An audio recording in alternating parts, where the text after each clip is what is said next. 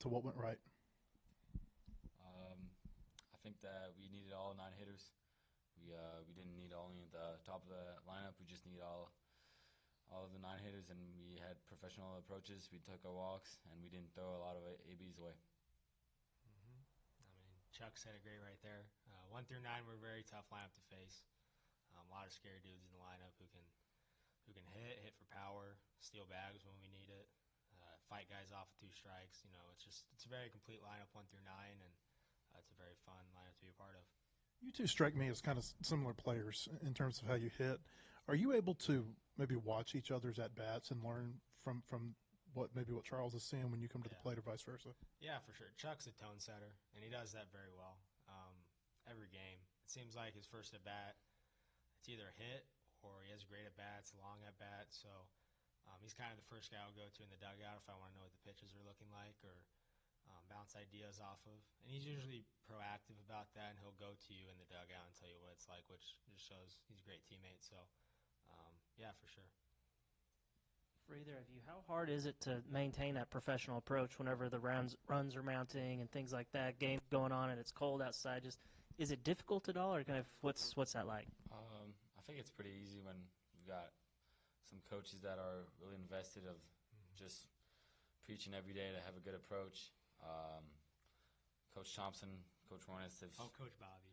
Yeah, he won't let you slack. Every inning we come back in the dugout, he's honest, and yeah, I think it's pretty easy, to be honest.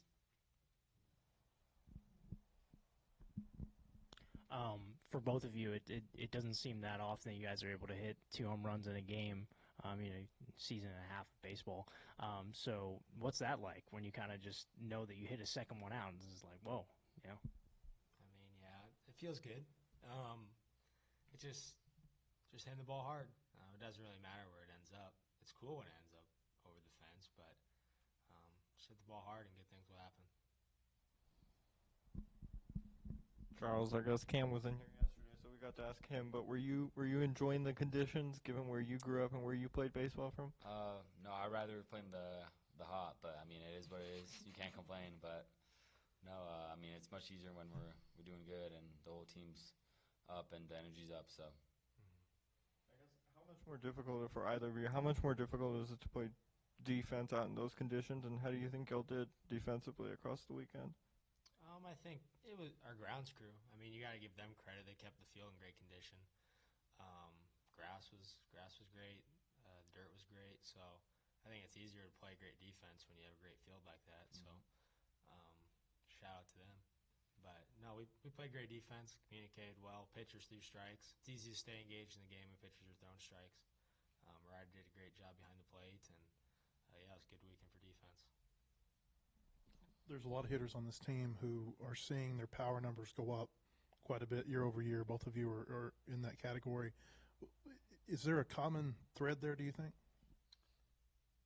I mean, I can speak to it a little bit. I work really hard with Coach Thompson, and there's something I kind of figured out over the past couple weeks just with my swing, and that's translated for sure. But yeah, just staying tall in my stance, staying tall, letting the barrel get through the zone easier.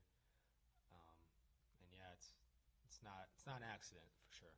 Yeah, I think it's just honestly we got to give credits to a lot of people that sometimes you don't see behind the scenes. Our strength coach is awesome, and the coaches do a great job with the approaches. So to be honest, our job is pretty easy when we're really in count well. So and Junior. Oh yeah, Junior gets his rep. Neither of you were here last year, so I mean, you don't have any frame of reference for whenever Nate was coaching third base. But from your interactions with him in the dugout, have you got any insight into how maybe that's helping propel you guys offensively? I mean, I don't know. Like you said, I don't know if we can really compare it because we haven't seen how it's been different. But he's great to work with in the dugout. He's right there on the front step, letting us know the pitches, letting us know the counts.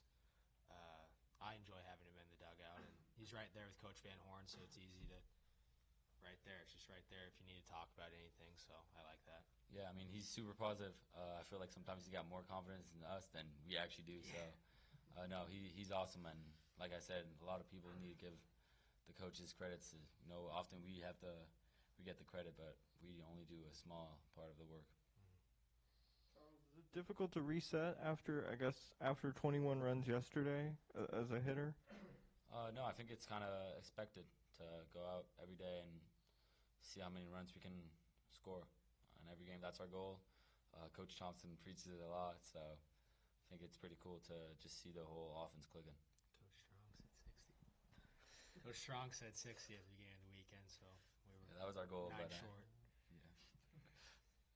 For either of you, Christian Fouch, he was expected to be a really big arm for y'all. He got off to the start that he probably wanted, but had a really good inning today. Just how good was it to see him go out there and do that? Yeah, I think the word expected. I mean, he is a big arm for us.